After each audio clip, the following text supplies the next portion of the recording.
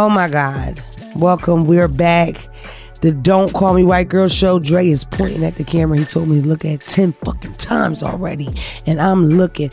I have a super special guest. You fucks been asking for guests for a while now. And I said, why not start with a real guest? Like not somebody I don't know or don't like. A friend. You know? Not a friend of a friend, but my friend in real life. Phelps is here too. Derek's here, but let's get straight to the meat and potatoes. Jacen Bowman is here. Give my nigga a round of motherfucking applause. North Philly in the fucking building. What? Jacen walking this bitch looking better than me, and it makes me a little upset, but it is what it is. Oh, stop it, stop it. Right? You look amazing. I love you, friend. Thank you. I love you too. No, Thank you for look having me. good. The last time I seen you, I feel like I kept saying, you look good, you look good. And I started like picking stuff off your shirt. And last time I seen Jacen Bowman, it was a ball. What ball was it? It was my ball. I'm doing Philadelphia Black Gay Pride called The List. The List. And she shocked me. She came to the ball, didn't even know she was coming. Showed I would have up. put her at the, on the guest list. She wouldn't have to pay for nothing. She could have been a judge because she's been asking to be a judge for a long time. Yeah, now. I'm But excited. the video is so like sentimental to me because when you hug somebody and y'all both wear makeup, because I wear makeup, but like we both wear makeup, and like she was actually like making sure I had on this bright yellow Casablanca outfit. She was making sure that I didn't have any like makeup or And any somebody kind of stains on me, records and that. they recorded it, yeah. So we see each other, we hug, I'm fixing his clothes and shit, but somebody recorded. But when you watch it back, it's like, oh, she love him. They love each other. It's real sweet. It's my favorite video. Go like it. We'll repost it again. Jacen, I'm excited to have you here.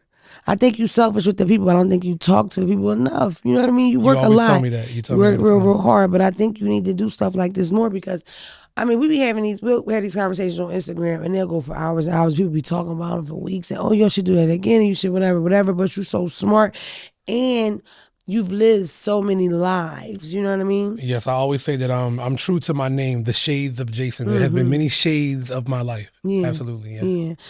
I want to go, because I just want to introduce, for people that don't know, because I was talking to Dre earlier and he kept saying, well, he's a makeup artist. He'll be on time.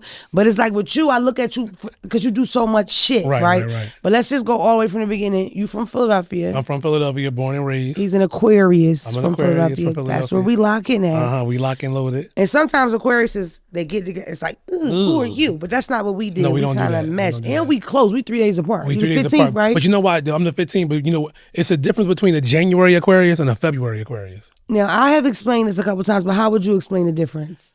The February Aquarius is more down to earth. We more kind of like, we're going to tell you how it is. We're going to say how we want. You're going to say how we feel. We're very blunt. Them January Aquariuses, I don't like them. You don't like them? I always explain January Aquarius. I like Aquarius. I always see myself in each one I meet, usually, typically, some kind of way. But I always say like a January Aquarius is like a baked potato with just butter. You know what I mean? No like, sour it's like, cream, no chives, no good, bacon. It's not. You could have put crab meat and cheese on that motherfucker. Hello. Me. You know what I mean? Hello. Boom, right? Chive, sour cream, Jacen. You know what I mean? We stuffed. It's there. You can't even finish this. It's too much. It's You too can't much. Fucking take It's me. too much. Right? It's too That's much. us. But it's still good. Y'all potatoes shaped like them. Huh? Shaped like a potato. Not us. Aquarius, we're more curvy. We're more curvy. Body.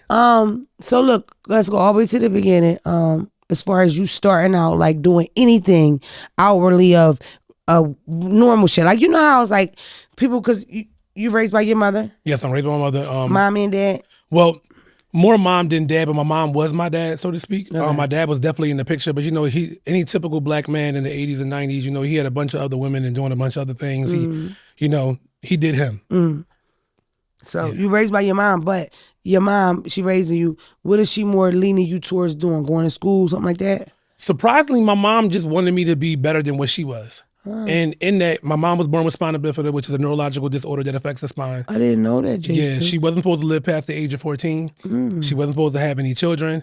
She had braces on her legs. She couldn't really walk. But then as time progressed, she was able to walk. She was able to finish school. She went to Wider Memorial behind Girls High. Yeah. And I say a lot of things that I learned in life about being a man, I learned from my mom.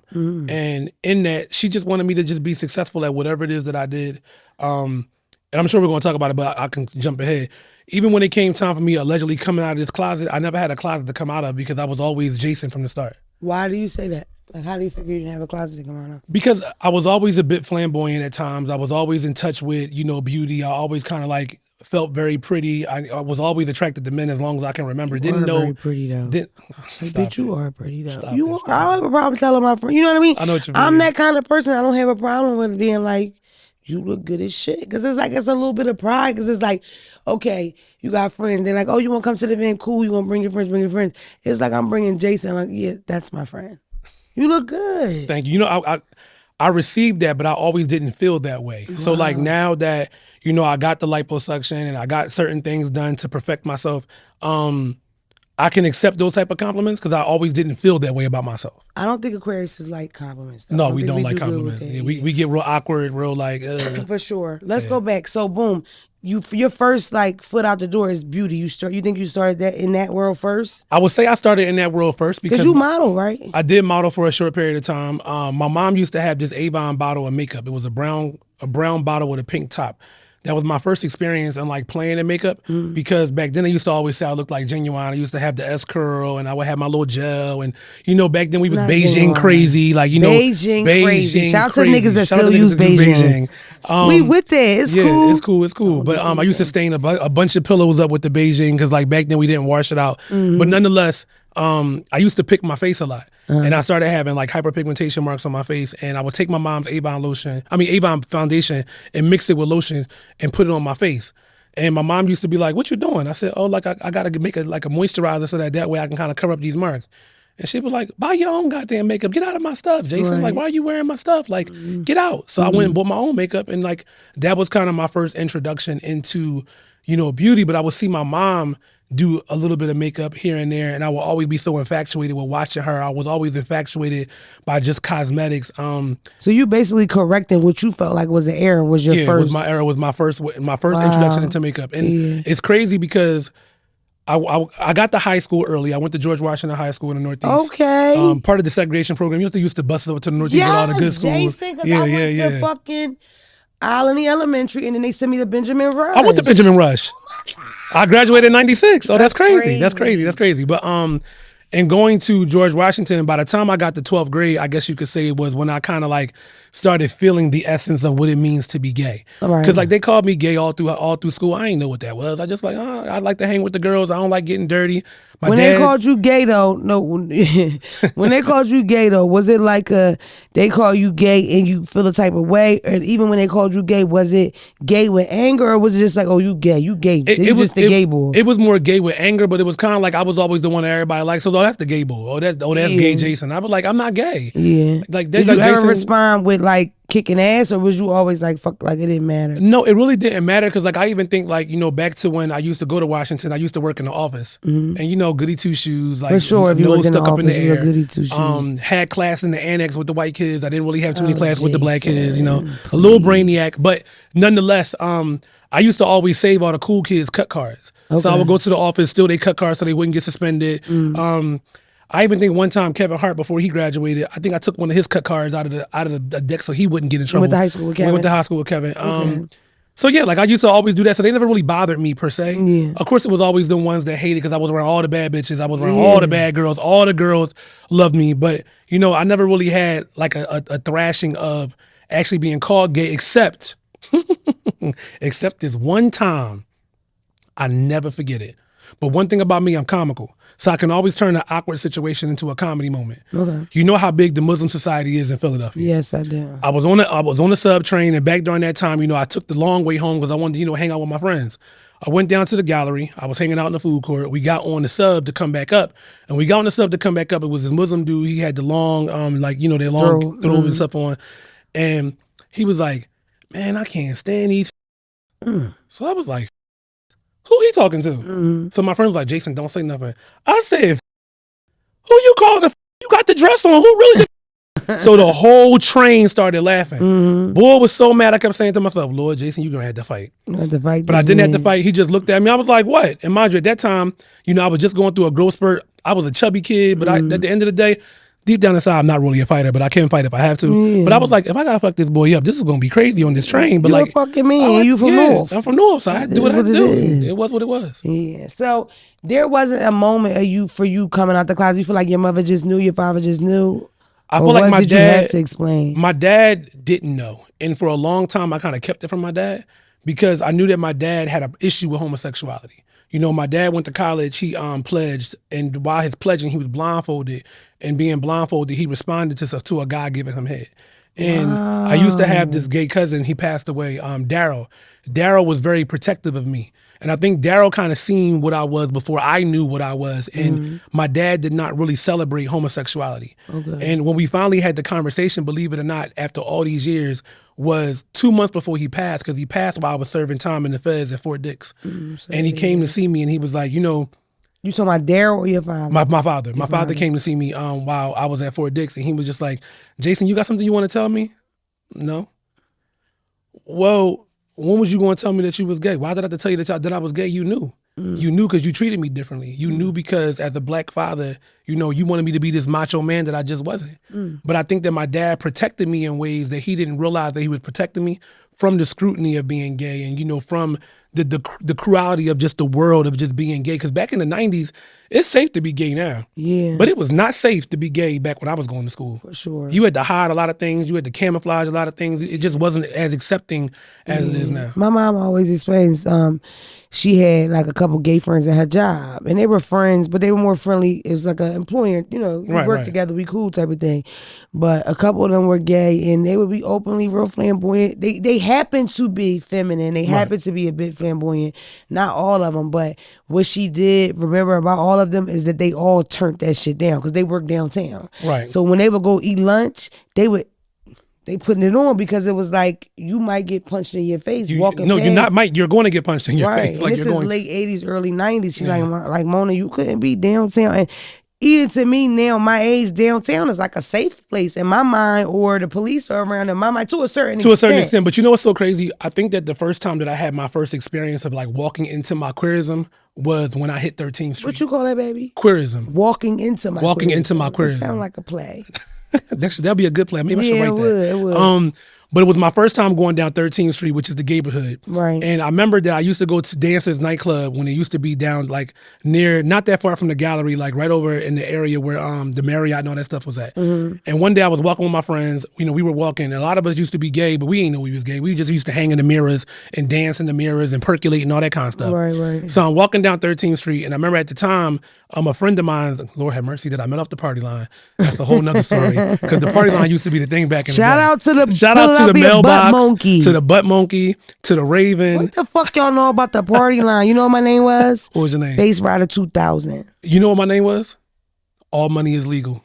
Emil. You sound like a... Oh, right. All That was Money her was legal. fucking album, my first album. That was the first then album. my second name was Lemonhead. It was more fitting. I'm like, I could see you being Lemonhead, light skin with the big head. Sometimes I would get irritated and I would come into the room and I would just go to fuck it up. Yeah, I used to do that too. I would come in. You had to get the real cheap phone. Right. And then back then I had a one-way. I would have a one-way, my Mountain Dew, my door closed with a towel at the bottom. Mom used to cuss me out that I was too loud and just be screaming, "You're ugly, you're fat." Like, you know, you're just roasting everybody in the room for just no reason for hours. That was a time to be alive. But That go was a ahead, time. finish what you were saying. You met him at the party line. I met him at the party line, and he's still my friend to this day, Jeff.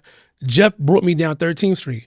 And when I got down 13th Street, I said, what is this? Right. I was looking around. I saw, at the time, I didn't know they were trans women, but I thought they were drag queens. So I saw drag queens and gays and lesbians holding hands. I'm like, where am I at? Do you feel like, because this is how I feel about the Gayborhood, and I'm not that versed in the Gayborhood, but I feel like back then, it would kind of come alive at night. Yeah, oh, definitely. So it was dead in the daytime, but at night, it was like, oh, shit. Yeah, because again, at nighttime was the only time that the gays could come out to kind of like fellowship and kind of be accepted, because that was our safe space. And when I got down 13th Street, I was like, whoa, like, okay, so this is like South Street, but the gay version. And at first I used to be awkward, like, you know what I'm saying? I used to have my little Guess pencil pocket jeans with my polo shirt, hat to the back with the Gap book bag that had the one strap going time, fellas. Like, remember the Guess and the polo combination? That was so big. Like, in Philly niggas, that was a big deal. And you had to have your butters. Yeah, you had to have your butters. The double sole, not that single sole, because they used to bust on you. Or the broccoli and cheese, the broccoli one. They had a broccoli. The beef and broccoli ones. The beef and broccoli ones. Yeah. Or you had your what was sneakers were out back then? Jordans. I can't remember. Jordans is something. Jordans, K-Swiss.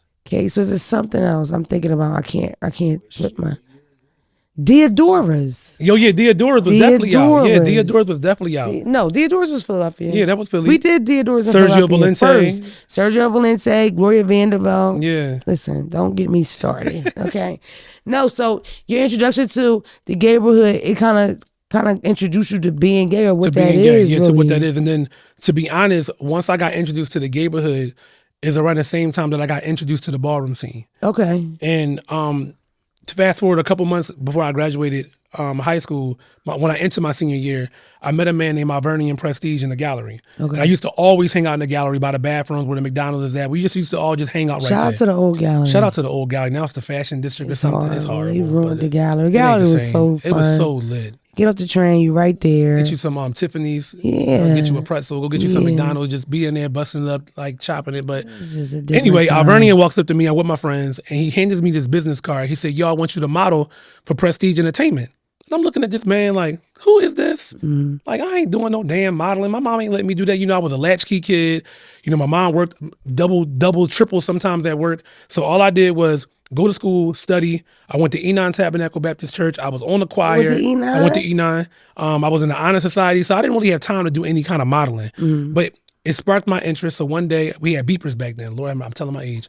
I went and I beeped him, and he called my one-way line, and he told me about a house meeting that was going on in West Philly on 40th and Chester. Now, back during that time, I didn't even know how to get to West Philly because my life didn't exist up there. I tell people that all the time. If you're from Philadelphia originally, we don't cross town. We don't cross So if you're towns. from North Philly, You stay in that area. Yeah, that's your And whole habitat. And at the time, we moved from North Philly up to East Oak Lane. My mom bought a house in what we call the Melrose Gardens, technically Islandy, like 65th and 2nd, where Cardinal Docker used to be. And I remember I snuck out the house because my mom told me I couldn't go, but I wasn't paying her no mind. She went to sleep early anyway. So I snuck out the house. I'm so horrible. I stole money out of her pocketbook because my trans pass didn't work after a certain time, and the school tokens couldn't work. Yeah. So I sold like a couple of dollars, went to this house meeting. Lord have mercy. I get to the house at 46 in Chester. I knock on the door. He brings me in. When I come in, I see trans women. I see gay boys. I see flamboyant boys. I'm like, what is all of this? He rushes me in the room and shuts the door. He's like, fill out this application. You know what I'm saying? We're going to get you inducted into the House of Prestige. I'm like, the House of Prestige? What is? I thought I was coming to do a modeling thing. Like, what? Right. So I came out in the room and they was all looking at me like, oh, he fine. He pretty. He could walk this. He could walk that. I'm looking at them like, I don't know what y'all talking about. Another like, language, yeah. This is a whole, they speaking all kinds of lingo and vocabulary I've never heard before. Right. And Alvernian introduced me to going to my first ball, and it was the first time in my life that I felt seen. It was the first time that I felt heard. Wow. It was the first time that my gayness and femininity was celebrated. So it unlocked this whole new door of magic that I was just like, damn, where has this been my whole life? Huge confidence booster, I'm sure. A huge confidence booster, especially with somebody at the time that was, 16 years old. I just was about to graduate high school. I was going through a growth spurt. I was kind of looking like that awkward, like you kind of fat but kind of slim. You not really cute, but you cute type of situation. So it gave me a boost of confidence and taught me so much that I never even knew that existed. Wow. Yeah. So that was your intro. You started with the House of Prestige. I started with the House of Prestige, and then like from there, some things happened with me and Alvernian. So before 18, before 18, oh yeah, I was in the ballroom scene at 16. I've seen some of your like clips, and we're not telling no ages on here, but like VHS saves you just killing shit, walking in. I'm assuming you were walking face then? I was walking face, and the interesting part about it was that wasn't the category they wanted me to walk. Okay. They wanted me to walk pretty boy realness, because at the time, realness is a category that defines you looking like a cisgender male that's heterosexual. Cisgender, let's get that one. What is that? So a cisgender basically means you identify as the body that you were, or the gender that you were born as. Okay. So I'm a cisgender male. Right, so you're a cisgender female, correct. Okay. So in that, I didn't want to walk pretty boy realness. It was kind of like boring. You would just stand there and kind of act like this and have your hat on, be pretty. I didn't like that. Right. So I remember I seen Gracie Cartier had walked face, and I was looking at Gracie like, first of all, I know him. I know her, because she had went to high school with my older brother. They went to Dobbins together. Okay. And I was like, yeah, I want to do that. And they told me I couldn't do it. And I said, fuck you, I'm doing that. That's what I'm doing. Right. And that's what I did. And you won. And I won. Damn. Yeah. Listen, we have a whole lot to talk about in the ball scene, period. But I'm just curious, starting around 16, 17, starting in another house to formulating the house and being What position do you play in the house that you're in right now? So right now, I'm the founding king mother of the House of Supreme Montclair. Founding king mother. The founding king mother. We might have to write that out, Dre. Founding king mother of Supreme Montclair. And then we can do a mountaintop, maybe. Something like that. And then it can light up and illuminate. And then we could cut to him doing with the nice straight teeth. Thank you. Nothing big. It's Jacen Bowman.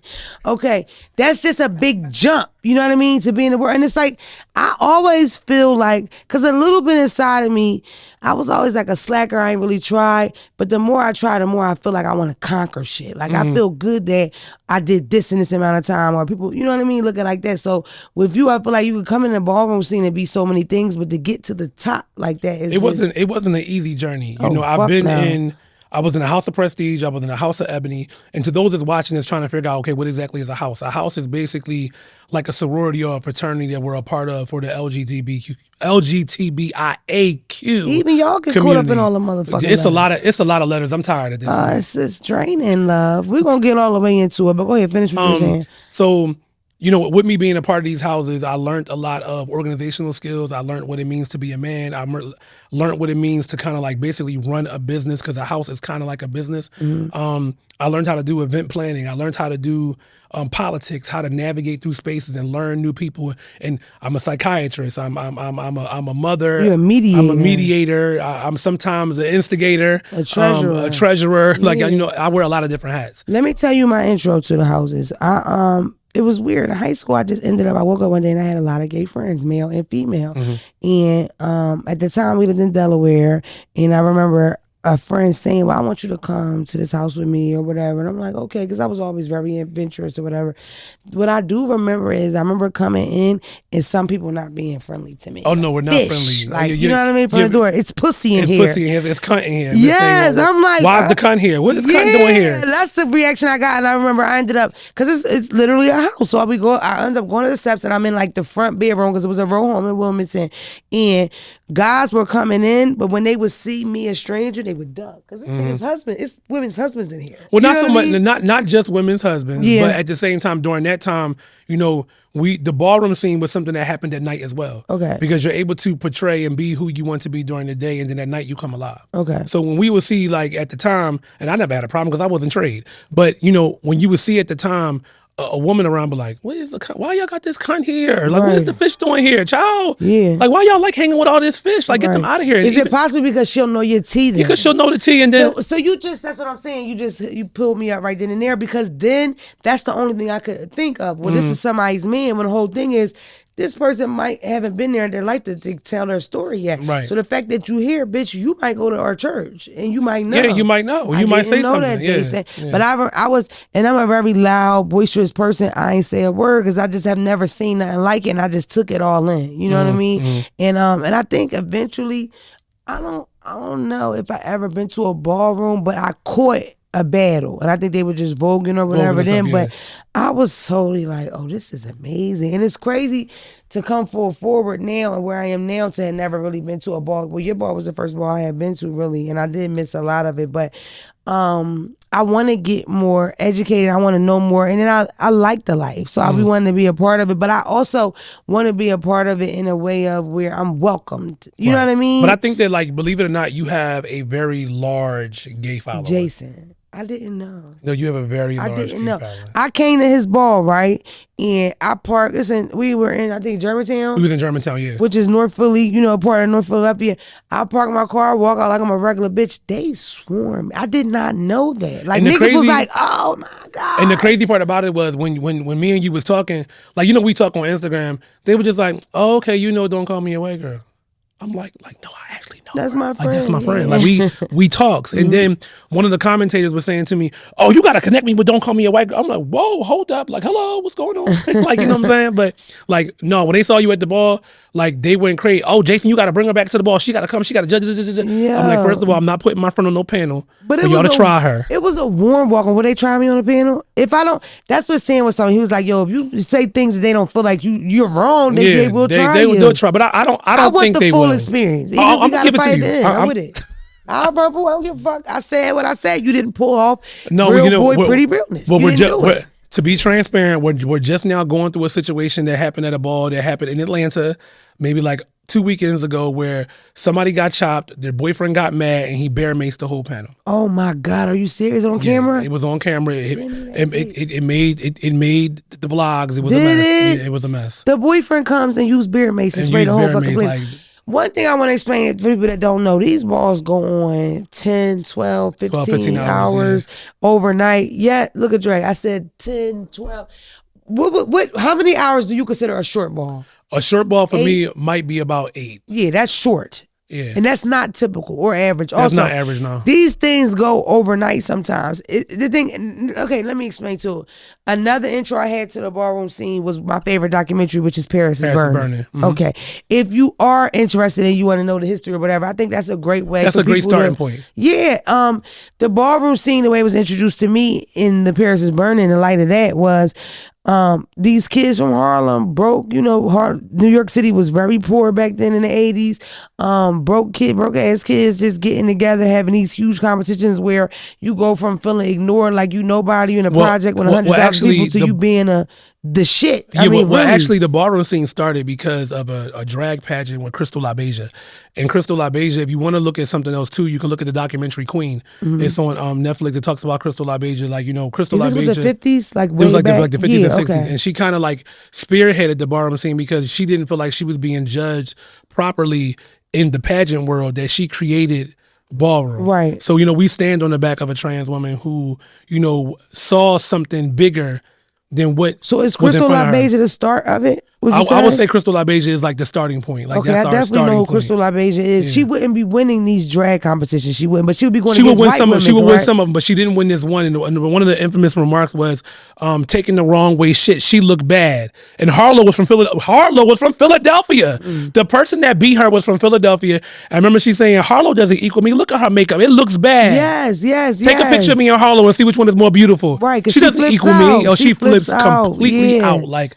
She was reading back then in the 60s. For so it was crazy. It was crazy. Look, we just had a moment because I saw that with Crystal LaBeija. I didn't realize that I guess that's why she's the center of that movie. But I do remember her losing and saying this bitch is poo compared to me. Right. Either way, with the movie Paris is Burning, that's what stuck out to me the most, where it's you come from this super poor area, you don't really have anything, you do whatever you got to do to get to this ball, to get through this category and try to do your very best, whether you had to steal the outfit, you had to suck dick to get the outfit. Whatever you had to do to get your outfit, you got your outfit, you came to that space, and that space is where you felt the most powerful. Yes, and these balls are huge with hundreds of people in them. It's just, I don't know, what stuck out to me too with that movie was that a lot of the verbiage is stuff that I say today. Mm-hmm. And people always say that gay men have taken females' vocabulary. No, females have taken our vocabulary. Let's be very clear. It's crazy because I had a conversation with my mother about that because it was something being said about somebody in the press or something. And I always have said I didn't understand where when I first came out, I didn't really realize how many people gay bash, how many people were homophobic because I'm not. And my mother isn't. You know what I mean? I could honestly say first of all, they thought that I was a lesbian because I was always kind of harder. Aggressive, yeah. I went to jail early and stuff like that. When I had my daughter, they paid each other. They had bet years ago she'll never have kids. I kid you not, they thought that I was going to be a carpet muncher? 40 with turtles and my wife. Anyway. You know what I mean? Because even back then, when my mom and them come up, lesbians didn't have families and stuff, how they do now, you know.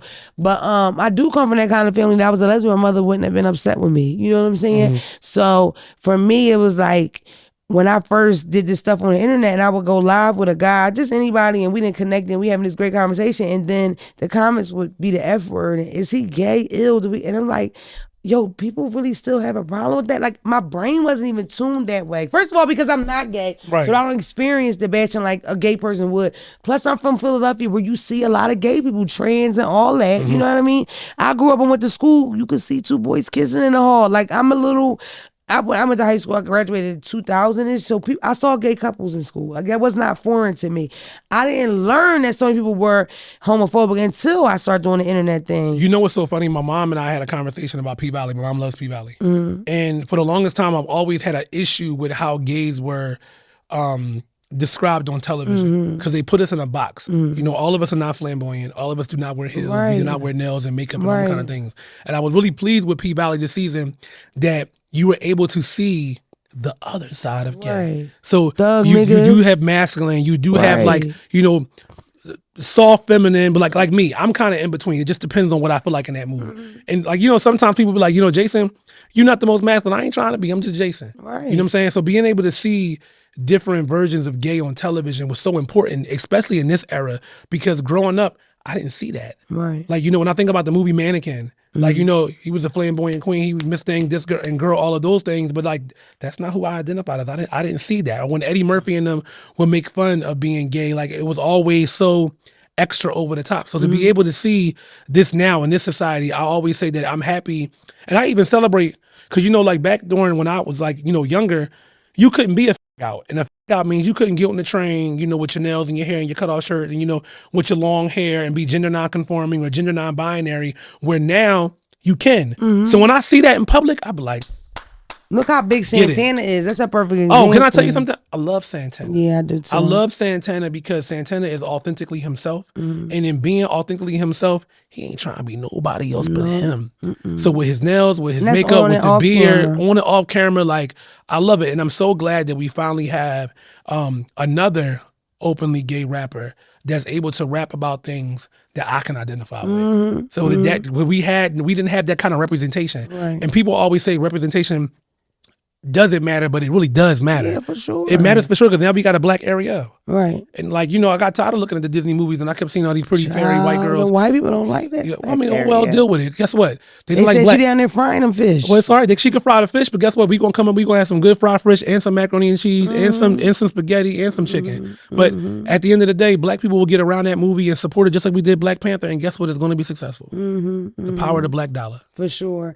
I do want to talk to you about the homophobia and things like that, because you know that I was canceled. You were canceled. I might need some tissue, Dre. You were canceled. And it's funny because me and you even had a conversation about that. Yo, people call him and was like, you know that bitch? Like, people were upset to that point that when they saw that we were friends, that they were like, yo, you fuck with her? Because she said, like, he don't know what the fuck I said.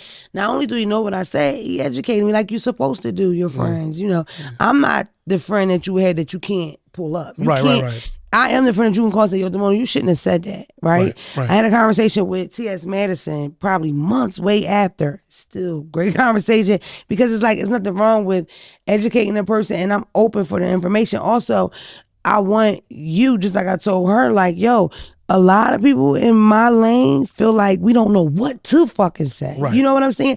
Now with me, I'm a comedian, I'm trying to make you laugh. I know I'm gonna offend some people, but I ain't trying to offend people in that way, right? And it's like, it's not a part of my material. I don't even think it's funny, and I think it's the easy joke to tell. It is the easy joke. Like, it's corny, at this point. It's overdone.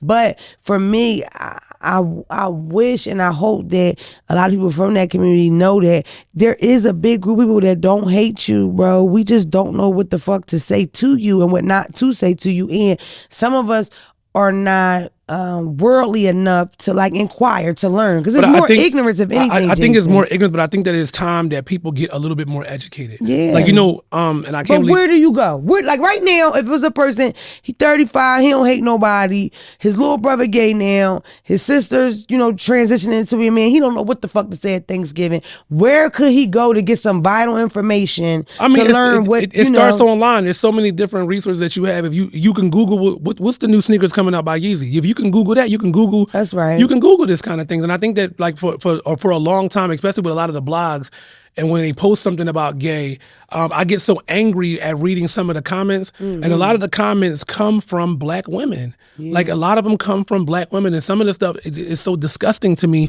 because it's like, you know, as a gay man, I'm good enough to do your makeup. I'm good enough to do your hair. I'm good enough to tell you how you should look, so that way you can nail the nigga of your dreams.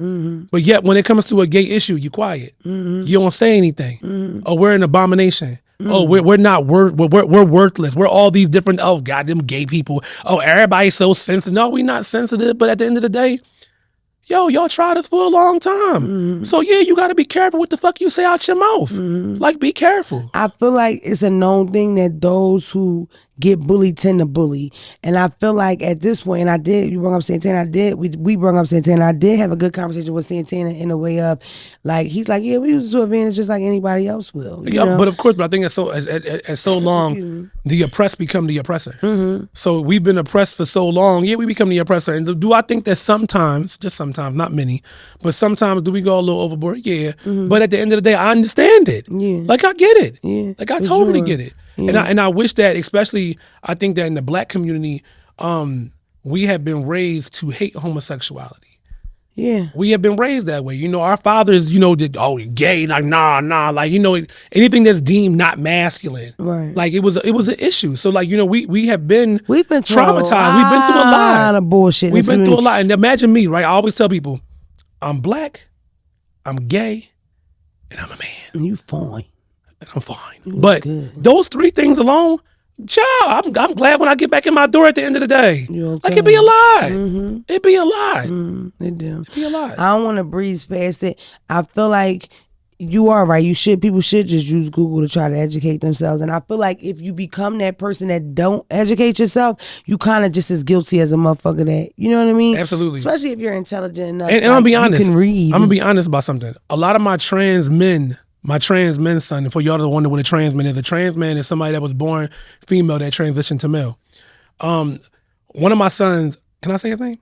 Yeah. One of my sons, Najir, and one of my grandsons, and I know you're like grandsons, one of my, you know, gay kids educated me on the trans men experience. Okay. Because growing up, we didn't have a lot of trans men. They were butches, they were like, you know, dykes, they were lesbians. Right. And I didn't understand the difference of gender and sexuality. So even me, somebody that's engulfed in the community, did not know. Right. So I had to be educated that, you know, hey, just because I identify as a male doesn't mean I like women. Right. I'm gay. Mm-hmm. And at first I was like, huh? Like, I don't get that. Mm-hmm. But then when I really sat and thought about it and they educated me on it, somebody that's been in the community for 10 plus years, but I never was exposed to female, transition to a male, likes men, which makes him gay. Which makes him gay. Yeah, what makes him gay. Makes sense. What makes him gay. And it didn't make sense to me at first, but then once he explained it, I was just like... Me? Did you follow that though? No, yeah. Really, literally. I mean, you born a female. Nigga, I want to jump in it.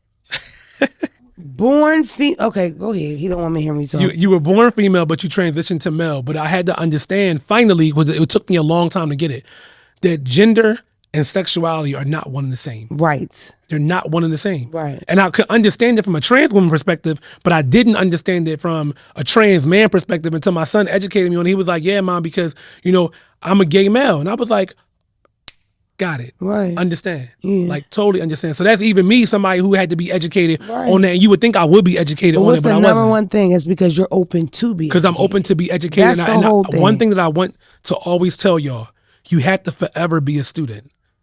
No matter how much you think you know, there's always so much more to know. I'm forever a student. I always say that. That was deep, Daddy. I liked it. You like that? I don't want to breeze past though. Jacen getting on the phone, me and a couple other of my gay friends, and one thing we did talk about, because this was my whole thing. When I did get first on the internet, and I would just literally, I will post something funny from a gay person, or, you know, and my DM would say, why do you have that sissy? And I was just like, what the fuck? You know, real surprised about it. Right. I went on this campaign where it's like, I'm going to educate people in the way the best way that I can. I did find a lot of women, my peers, had this kind of underlying anger where it was almost like, okay, we got these gay guys taking our men, right? That's the energy they would give out. Or these gay guys trying to be like us or use our swag. Now, I didn't feel that way because, like I said, I watched a 40-year-old documentary and they're using words that I use. I get my face beat, right? I'm wearing this frontal or whatever, right? I just felt like it's too much of that community that I'm influenced by, right? For me to hate said community. You know what I mean?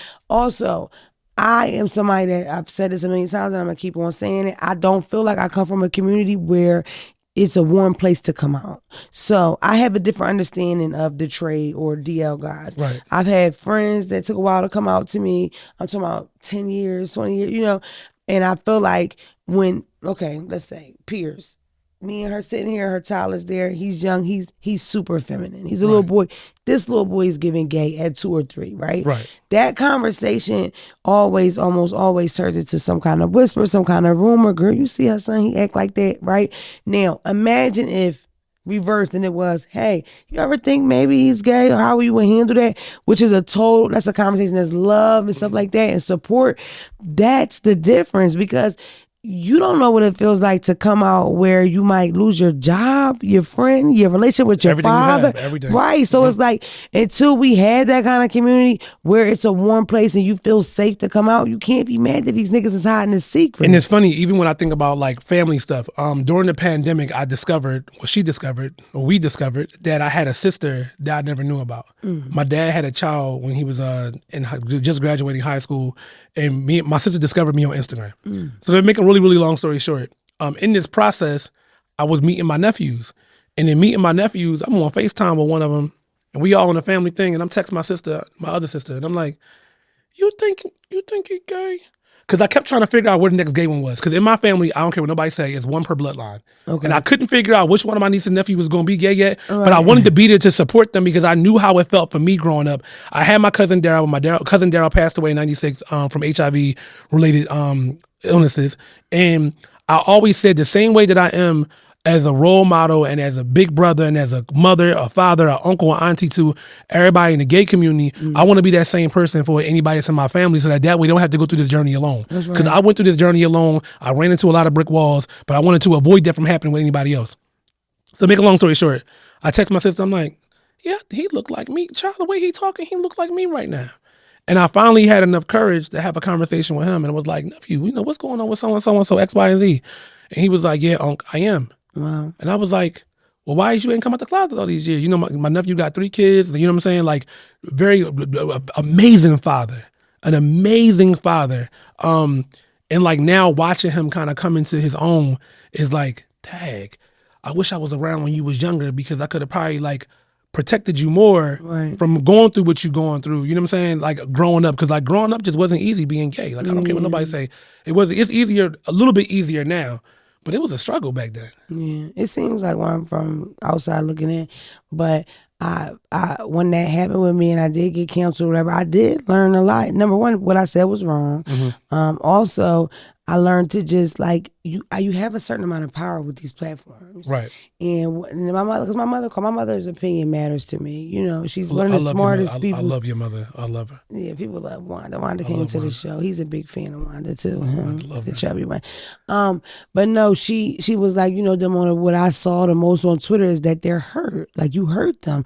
You somebody they love and they think you got their back and they build you up. You're built up by the people. You might not know how many gay people build you up too, but it is. And that's what I read the most out of this is that their feelings are hurt. Like, damn, bitch, you don't see me? How? Right. When I'm the one that reposted you, I'm the one that loves you or whatever. So that's why it was really important to apologize. It was really important to clear that shit up because I'm not a homophobe and I never could be. I'm a universalist.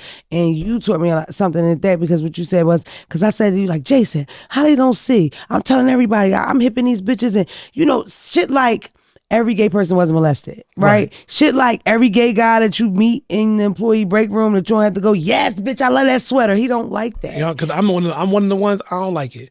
Like, and it's crazy because like a lot of people can't call me sis. Yeah. Right? Sis is a term of endearment. You got to know me to call me sis. You can't call me miss. I think like they were bitch too. Well, yeah, it depends on the tone and texture of how you use bitch though. Okay. Because if you use bitch the wrong way, who you talking to? It's all about the tone, the texture, and the temperature. Because if you don't do them 3 T's right, we're going to have a problem, Houston. Okay. We're going to have a serious problem. But, in that certain vocabulary words, and I hate sometimes that some women feel like when they see somebody gay or not really sure, they automatically go into, yes, bitch, you eat. Like, girl, calm down. You too, Joe. It's the same thing when the white girl, is this a weave, Shaquita? It's the same thing. It gives the same energy. Or even when they look at me, they be like, well, what foundation you got on? Bitch, I ain't got foundation on today. Right. And maybe I don't want to tell you. Yeah. Like, back up. Yeah. But you know what you told me? You said, because I kept saying, I don't know what I was calling myself, but I don't know if it was an ally. And you told me. I said that We don't need allies. We need accomplices. That's what you said. Be an accomplice. You need to be an accomplice, and I'm really big on that. That get phrase. mixy with us, because bitch. you got to get mixy with us. I don't want you showing up in June when it's Pride Month. You come to the parade and you wear the rainbow like a lot of these brands do. What happens when that month is over? I don't want y'all to keep being allies. You need to be an accomplice. That's right. An accomplice gonna get down and dirty. They're gonna get in the trenches with us when we have an issue about whatever. You gonna be there front and center. I love an accomplice. Think big, bitch. Think big. Boom, show over. No. Jacen, I did want to talk about, because we running out of time, of course. I did want to talk about, because I am big. I don't know if you know, but I want to get into like jail reform at some point in my life. I always am interested when I find people like me who were able to get in trouble or turn their life around to a certain extent or whatever. So I just wanted to tap in a little bit to Jacen from the streets. So, you know, when I was 18, I used to hang around a bunch of people. I used to do credit card fraud, check fraud, identity theft. Mr. Jasinski? Yeah, I was a Mr. Joe Walensky. I was Mr. Epstein. I worked for MTV Records. Like, you know, I worked for a lot of different places. I was horrible. But in that, you know, I'm thankful that my growing pains didn't leave permanent stains on my life that hindered me from my growth and development to become the man that I am now.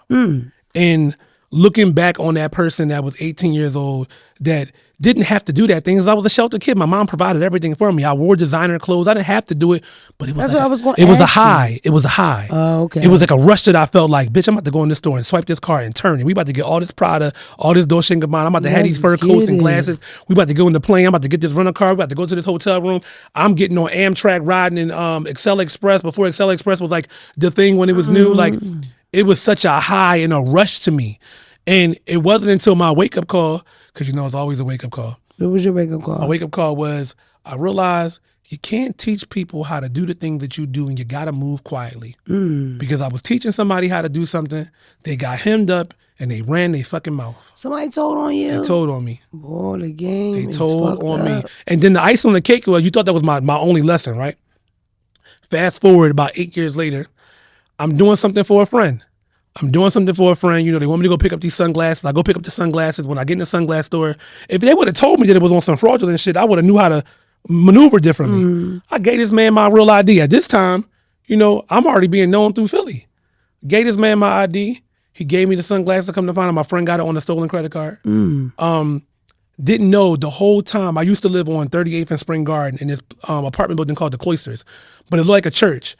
So back then I used to, you know, do all kinds of crazy stuff, get us into the church, make it look like it was like this church. I was horrible. Oh my God, I was horrible. But any event, I was on Amtrak one day. We went to this club called, oh my God, it wasn't called Exit, Crowbar. It was called Crowbar in New York.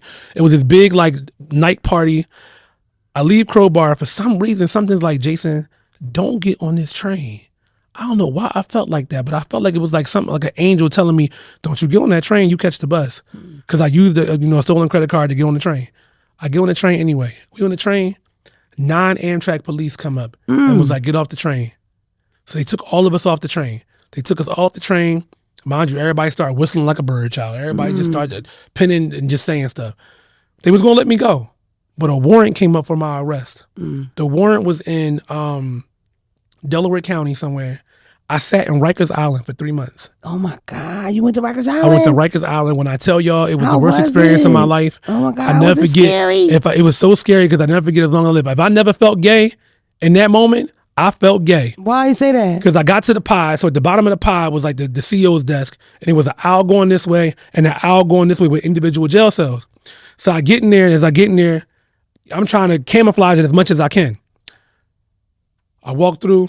Oh, you a Gipper? You a Gump? Oh my God. Oh no, we ain't having no blades on this block. Yo, get this fucking blade out of here. Get this blade. Yo, I'm telling you, get the blade. No, I ain't no on here, yo. Like that. So mind you, I was terrified because like I'm in New York, it's Rikers Island for God's sake. Yeah. I know about the gang. I've seen the movies. I know how crazy they get. So I'm like, all right, well, what am I supposed to do? I get in the gate. The girl like, we gotta get you off here. We're gonna take you to the next pod. So as I'm walking, she's like, do me a favor. Where you from? I said, Philly. She said, when they ask you what your name is, say you from Philly. Right. And when you talk, put a little bit more bass in your voice. Yeah. She's like, at the time I had braids. She's like, your plaits, you gotta do something with that. Like you gotta make yourself look a little rough. So I'm like, all right, cool. I get on the pod, I walk up the thing, everybody just looking at me. I get in the gate safely, they shut the gate. Bull across the hall from me was like, where you from? I was like, Philly. He's like, Philly. okay, we got Philly in the house. You play spades, yo? I said, yeah, I play spades. He like, all right, we gonna play spades. Yo, I used to bust these niggas' ass in spades every goddamn day. Used to watch sport. I'm not even a sports inclined person. Play for commie, But play for commissary. For commissary, macros, all kind of feet, like with the oodles and noodles with the cheese curls and all that shit. And then what I did, the chiche. I did so good until a queen from ballroom entered the goddamn block. And when the queen from ballroom entered the block, what you think she said to me? Bitch, what you doing over here? Bitch, Miss Jacen, girl, what you doing over here, girl? When you get locked up? Everybody looking like, yo, you know, boy. I'm like, oh yeah, boy from Philly. You know what I'm saying? He know my sisters and all that. Why he calling you Miss Jacen? I said, you know, sometimes they get a little loose with their tongue, but he don't mean nothing. He don't mean nothing. But eventually they transferred me to Delaware County. I got down to Delaware County and I met the detective. The detective told me, he said, you have been my arch nemesis. I've been looking for you for a year. I said, a year? He said, yeah, we stalked out your house. We was looking for you, trying to find you. We could not find you. We could not pinpoint exactly who the hell Jacen Bowman was. And by the time they ended up showing me the pictures of me going into the store, you know I was hot. So I called my friend and was like, yo, nigga, like you got me hinda da da da da da. But I didn't rat. I ate it. I sat there in Delaware County for 9 months and I promised myself I will never, ever be back in this space again. I promised myself that all the knowledge that I learned in my life, all the things that I've been to, I'm too talented, too smart, too creative, too assertive, too well-spoken, and too articulate to be sitting here in some damn jail cell. So when I came home, it's like a light bulb went off. I started doing makeup. I went to hair school. I dropped out of hair school because I couldn't take the color being stained on my nails, and I didn't like the fact that the flat irons on it was burning me. I couldn't take it. I always wanted to be a makeup artist. I just wanted to do makeup. And to be honest, when I graduated high school, I wanted to go to Gordon Phillips, but my dad didn't want me to go to Gordon Phillips. I went to Delaware State University, full academic scholarship. Went there for 2 years, hated it. Discovered the life of doing credit card fraud. Fuck school. I'm trying to make this fast money. And fast forward to me creating my brand and creating me being a makeup artist and putting myself out there and doing all these amazing things. I was actually upset when it finally came out. And I never forget, because a reporter in Philadelphia that works for the Enquirer, we were having a conversation and I was like, oh yeah, I've been in jail before. She was like, what you been in jail for? And I told her, and she was just like, make a great story. You could help so many people. And I'm like, help so many people? I don't want to help nobody. I help enough people. Right. And I never forget, as long as I live, my heart dropped to my stomach because the headline read, from jail to A-list makeup artist. And it was on the front page of the Philadelphia Enquirer. And I said to myself, now everybody gonna look at me a certain type of way. Like now everybody probably not gonna book me because of this and because of that. They're gonna think that I'm, all these things that went through my head. That's what you thought, but what was That's the what reality? I thought. But the reality was that wasn't the reality. Because the reality was the person that I became wasn't the person that I was. Right. And I was able to overcome them obstacles and still press forward. And I was able to tell my story authentically the way I wanted to tell it. And funny story, true T, my name legally is J-A-S-O-N. Okay. I changed the spelling to J-A-C-E-N because when I started doing makeup, I got worried that somebody would find out about my past and judge me for it. And even when it comes to ballroom, a lot of times they looked at us like, prostitutes and thieves and all these things. I kept both of my worlds separate. And it wasn't until I had a conversation with somebody and they said, you can't keep doing that because we know who you are in the other arena. You have to tie both worlds in together. There's so much of a story behind you that you have to start talking, and you got to start using your platform and being the voice of reason and doing this and doing that. And you tell me that all the time. So like, that's how I did my reform from my former self to now. And I'm thankful that, I had those lessons of going to jail and understanding, what it was like to do that and live that life. Because now at 39 years old, I'm about to be 40 in February, I can look back at my life and say I had a very full life. And it's really just beginning. Like, would you say your biggest, when you look at all the people you've done makeup for, who do you think is one of the biggest people you've done makeup for? Because I always say Hillary Clinton. Hillary was big, but I feel like for me, who was somebody that was like, damn, I done did so many people makeup. I know one person's makeup I did that meant the most to me. Oh. Portia. Portia from Real Housewives. And the reason why Portia meant the most to me, because Portia put a post up on Instagram and she was looking for a makeup artist in Philly. And she said that, she was looking for somebody, da-da-da-da. Her sister ended up hitting me up and was like, Jacen, can you come to the hotel, do it, da-da-da-da. So in my head, I'm doing it for promo. Because at that time, I was thirsty to get my name out there. And all y'all that's watching, I always say, oh, don't do nothing free, child, please. When I get done telling y'all this story, you going to understand why sometimes it's okay to do stuff for free. I got down there. I was so excited to do Portia's makeup. Looking back at it, it was good, but it wasn't my best as to what I am right now, right? But she loved it. I was able to do my Jacen Told Me video, this, and the third. And I was packing up, and she was like, are you going to the club? Mind you, not knowing that the club she going to was a gay club that I'm also booked at to kind of be a host at. So I was actually going to the club she was going to. And I was like, yeah, I'll be there. She was like, oh, okay, well, here you go. I said, oh, what's this? She was like, this is for you. And I was like, oh, okay. I just put it in my pocket. I thought it might have been like $20 or something. I didn't know what it was. I got to the club. One of my friends was like, oh, let's get a bottle. Let's get a drink. I said, oh, yeah, let me go in my pocket. I went in my pocket. It was $200 bills. In that moment, I said, wow. She put a post up on Instagram. I thought I was doing this for promo. And come to find out, she paid me $200. And at the time, I wasn't even charging $200. I was charging like $125, something like that. But it was such a big deal to me because I was like, she saw my worth. Like, she saw my worth. She acknowledged my worth. And we did video, we did Instagram, we did all this stuff. And here I am thinking it's just for promo. And she ended up paying me. And I felt so full. Yeah. Like, I felt so, I know she may end up seeing this, but like, you know, I was so appreciative of her in that moment because I was like, damn, nobody never did that to me before. That's crazy. Yeah, it was crazy. And I've done a lot of people makeup. You know, I worked on a lot of things. Period. Yeah, a lot, period. Legendary. I'm an icon. Excuse me, you're an icon. But I was on Legendary. Stop it. HBO's Legendary. No, Jacen, I'm so happy to have you. I feel like we're gonna run out of time regardless because I don't have enough time to talk about what you've done. Really, you know, I know people probably look like, oh, she always, but I mean it, and I give people their flowers while they're here. I don't have a problem with that. You know what I mean? And I appreciate it. I'm very inspired by you. I wish we could have really got into, because we were talking about Jacen's teeth and my teeth journey. We can't talk about that? And we don't have time, Jacen. We had to get to the dark side of your DM. Oh, the dark side of my DMs, right. And we also have to give somebody advice on the voicemail. You want to take the voicemail first? Okay.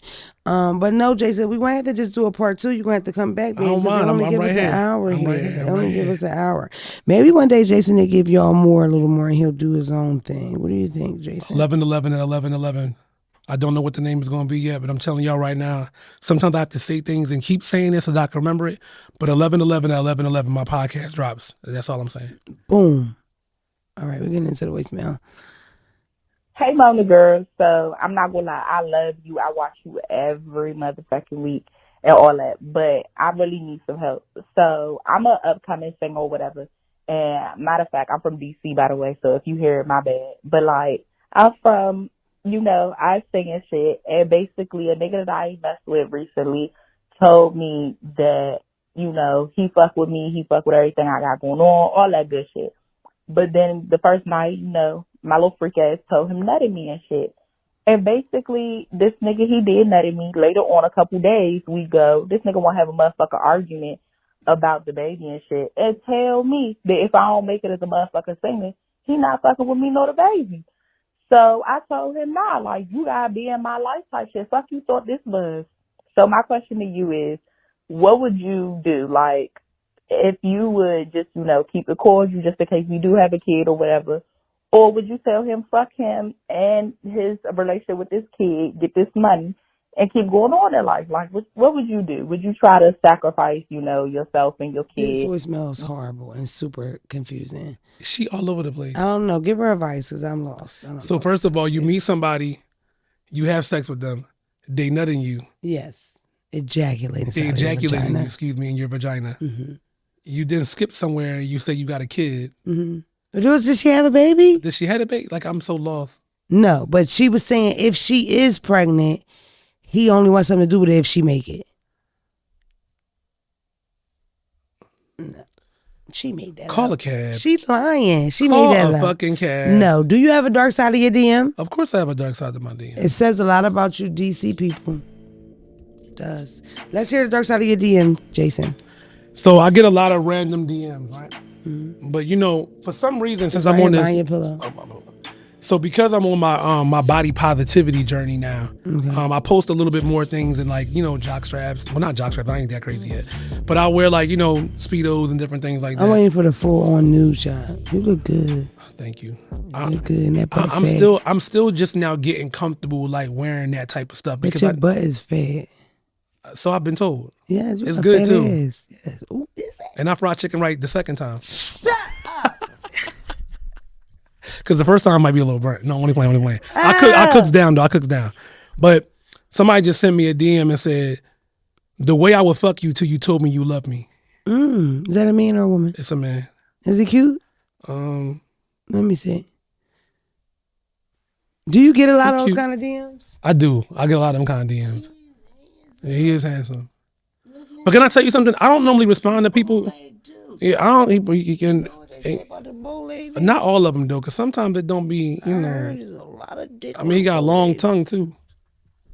Look at that zoom in on that boy's mouth. What? See a lizard? I don't know. Send this page to me so I can check him out. But I don't respond to a lot of DMs. You don't respond to DMs at all? I'm not gonna say at all. So a DM all. like that, you opened that, left that boy on scene. Left him on scene, yeah. That is so mean. Is that mean? What am I supposed to say back? I don't leave people on scene. You know what I do? I'll at least double tap it. Like No. You know why I'm not double tapping that? Because it starts a stupid ass conversation. It starts a stupid conversation and it's being too inviting. You know what I'm saying? Like there was somebody that I was dating, and I left him in my DMs for a long time. Yeah. Like, are you single? Is Jacen single? Jacen is single. Single as a dollar. Single as a $100 bill. I'm just now coming out of something. Yeah. And even with that, like I left that individual on red for a long time. Yeah, I'm coming out of something. Never even mentioned anything. Didn't know. There's no reason to mention it. Sometimes, like some people don't make it past that. It's all right. It's okay. Well, go ahead. What you saying? But I left that individual in my DMs for a long time, and then when I finally responded, I probably should have stayed there. But nonetheless, every experience is an experience. Every lesson could be a blessing. Every lesson would be a teachable moment. For sure. But, I don't respond to them kind of DMs. Child, every time I post them, they be like, Jacen, the way I would eat your butt. Or, they come straight like that? They come crazy. That sound like my DM. People, lately I told the fellas that they just been saying, can you suck my dick and fried chicken? And then the crazy part about it, I don't know if I give bottom energy. I'm not a bottom. I'm versatile. But at the same time, it's like, you know what I'm saying? Like, just because I got a big butt don't mean you're going to get something. I'm a bottom. I don't think you a bottom. I'm not? No, I think you a top. You aggressive. I am aggressive.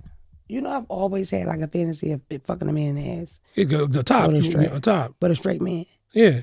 Yeah. But see, I'm gonna be his first. I'm a big believer that if a straight man allows you to peg them, they don't make them gay. I don't think that either. Listen, people even think that if a straight guy gets his ass licked, he's gay. If he gets a little finger in his ass, he's gay. I don't believe that. I don't believe that. Because when you gave a finger in my day. But I mean, as much men don't like to admit it, our prostate gland is right there by our butthole. So if a girl is giving you head and she start pressing that thing, you going nuts so crazy. I've said this 1,000 times. You going nuts so crazy. If she rubs on your Gucci. If she rubs on your Gucci, she gonna milk your prostate. That prostate, you gonna be oozing. Is that what the term is? Milk the prostate. You gonna milk the prostate. Would you at home let me milk your prostate? You know what I mean? I like to have mine's milk. I lick a little gooch. Yeah. I ain't too good to lick a little gooch. And my joint pretty too. I haven't licked any ass yet. What you waiting for? It's intimidating because they don't manscape. It's hairy. I think about doo-doo. I'm not there yet. But believe it or not, a lot of straight men that got hair in their butt, like they actually kind of clean. I wouldn't. But I don't mind. Can I say this? Like say what you want. Look, I don't mind a little gym booty. Like a little stretchy. Okay. I've experienced that myself as far as like sometimes guys like when the coochie's a little rainforest. Yeah, a little, not even rainforesty, but humid. A little humid. Right. I don't want it to be a wipeout. Exactly. I like it to be a little. I dated a man that used to make me shower before we had sex. We didn't make it. Why did you shower? He's a fucking creep. He's a loser. The only thing that I'm not big on, after I nut, I gotta get in the shower. I can't go to sleep with the nut on me. That's corny. Is that corny? I mean, it's for me. I don't want you to jump in the shower. Let's lay in it.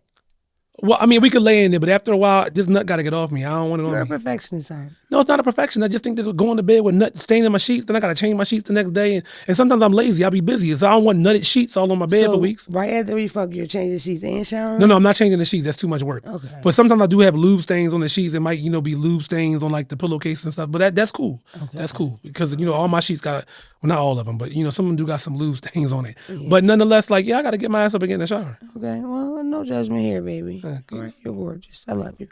We're going to end the show, unfortunately, because I really want to talk with you about like 1,000 more things, but we don't have time. What is Jacen manifesting? You already shared with us 11/11 and 11/11. Which is lit. And I don't even know, we might have to cut that out because people like to steal shit. Yeah, they might like to steal that. It don't matter because they wouldn't be able to do it like you do it. Nah, you know only one I mean? Jacen. But what are you manifesting for the end of this year? We're coming close to next year. But what are you manifesting? What type of energy are you trying to bring towards yourself? I'm just trying to maintain positivity, making sure that I focus really on my health and my wellness and take a break. When I say take a break, I've been like the Flintstones.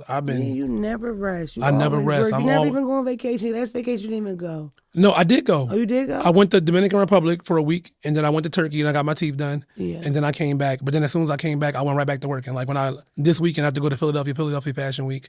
When I get back here, I'm working on some other things. So like I'm always working. I'm always busy between makeup and the House of Montclair. Jacen. I need 3 months off. Yeah. Like, I really need a reset, but I know now is not the time for that. Eventually, I'll have the time, but I don't want to walk into me being 40 in February and being drained and being tired. And I just really want to just keep on working on self and loving on myself because I love everybody else so hard that a lot of times I actually do neglect Jacen. Yeah. Well, I'm excited. I'm so happy that we started our relationship and we've blossomed into this. Yeah. I mean, you cool when a person can call you and say, bitch, you shouldn't have said that. That's when you know y'all on the other side. I love you to death. I'm so excited to see what you have, what you're doing, what you have going on, and the stuff you're going to pick up. And I can't wait for you to usher me into me getting some teeth and some titties in my ass together. Yes, come on, we got you. I love you so much, Jacen. Thank you so much for coming. Thanks for joining in at home. Felt like you weren't even there. I'm just talking to my friend. Leave a comment in the comments. Let us know what you think. Have a good one.